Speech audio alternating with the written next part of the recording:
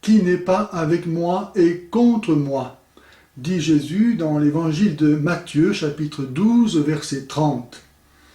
Depuis la venue du Christ et son œuvre de rédemption, la création se divise en deux. Il faut appartenir ou à l'Église ou au monde. Le monde, c'est la création se refusant à entrer dans l'ordre de la rédemption pour se rechercher elle-même et se complaire en elle-même.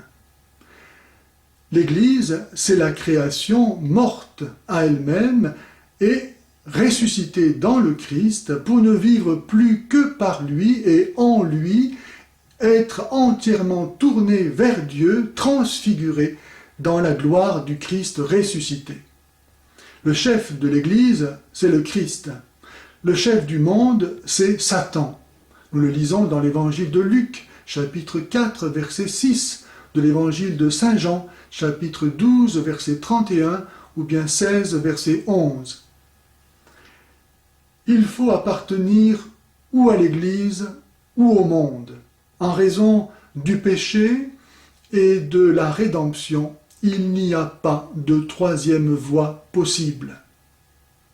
Ce combat entre l'Église et le monde s'accomplit au-dedans de nous, tant que nous ne sommes pas des saints, c'est-à-dire tant que ne sont pas achevées les grandes purifications intérieures de la sensibilité et de l'esprit.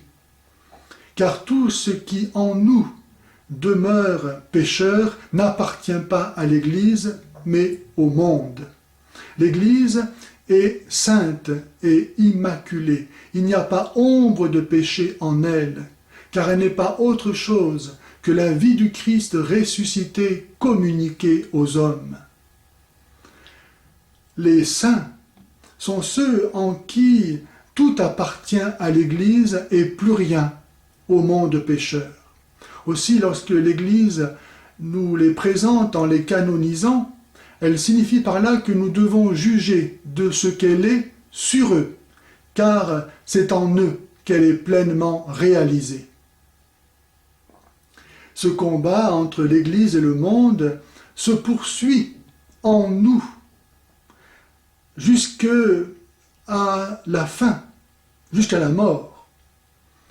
Il n'est pas possible qu'il y ait une réconciliation entre l'Église et le monde. Ils sont inconciliables et ne pourront jamais s'accorder. Et si nous vivons de la vie du Christ, alors nous sommes nécessairement en conflit avec le monde. Et le monde ne peut pas ne pas nous haïr et nous persécuter, comme nous le lisons par exemple dans l'évangile de Saint Jean, au chapitre 15 et au verset 18 à 20. Si le monde vous hait, sachez qu'il m'a haï avant vous. Si vous étiez du monde, le monde aimerait son bien. Mais parce que vous n'êtes pas du monde, puisque mon choix vous a tiré du monde, le monde vous hait. Ou bien on peut lire aussi dans la première épître de Saint Jean, au chapitre 2, verset 15. « N'aimez ni le monde, ni rien de ce qui est dans le monde. Si quelqu'un aime le monde, l'amour du Père n'est pas en lui. » À cause de ce combat contre le monde, plusieurs chrétiens se sont laissés aller à vouloir s'accorder avec le monde à travers ces hérésies que l'on appelle le libéralisme, le modernisme, le progressisme et toutes sortes de relativismes. Pour autant, il ne faudrait pas tomber dans l'erreur opposée, qui consiste à adopter l'erreur luthérienne ou janséniste et à fuir le monde. Jésus nous dit dans l'évangile de Saint Jean au chapitre 17, « Je ne te prie pas de les retirer du monde, mais de les garder du mauvais. Ils ne sont pas du monde comme moi je ne suis pas du monde.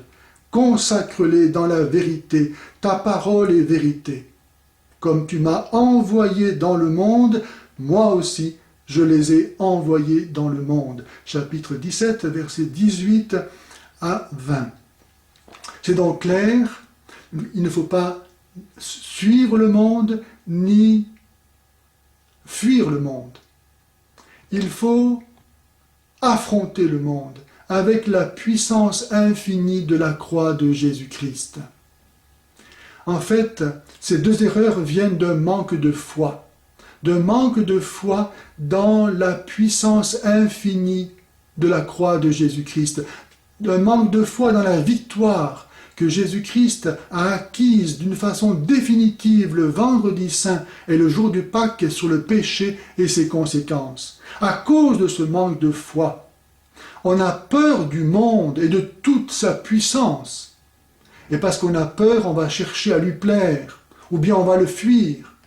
Mais si on a foi dans la puissance infinie de la croix de Jésus-Christ, alors ni on ne fuit, ni on ne cherche à plaire au monde, mais on l'affronte, sans crainte, pour lui ravir tous les hommes, les sauver, sauver les activités humaines, sauver les progrès humains, et tout ramener au cœur de Jésus, car tout est parti de là, et tout doit revenir là.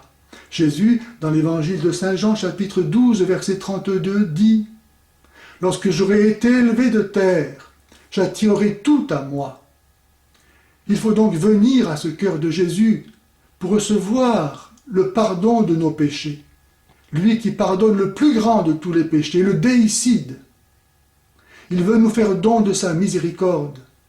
Rien, aucun péché n'est plus grand que sa miséricorde. Il nous pardonne tout. Encore faut-il venir à lui, à cette croix, pour confesser nos péchés et croire à son amour. Et si on ne veut pas venir à cette croix, eh bien il faudra venir au jour du jugement pour recevoir la sentence de la justice. Nous sommes les grands vainqueurs si nous croyons à cette puissance de la croix de Jésus. Pour finir, je vous lis ce que saint Paul exprimait à ce sujet dans l'Épître aux Romains au chapitre 8, versets 35 à 39. Qui nous séparera de l'amour du Christ ? La tribulation, l'angoisse, la persécution, la faim, la nudité, les périls, le glaive, selon le mot de l'Écriture, à cause de toi, l'on nous met à mort tout le long du jour. Nous avons passé pour des brebis d'abattoir. Mais en tout cela, nous sommes les grands vainqueurs, grâce à celui qui nous a tant aimés.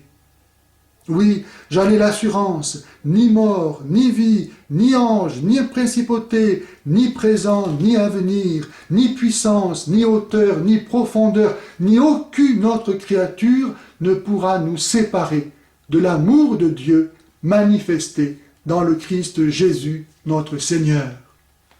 Sa grâce et sa miséricorde soient avec vous.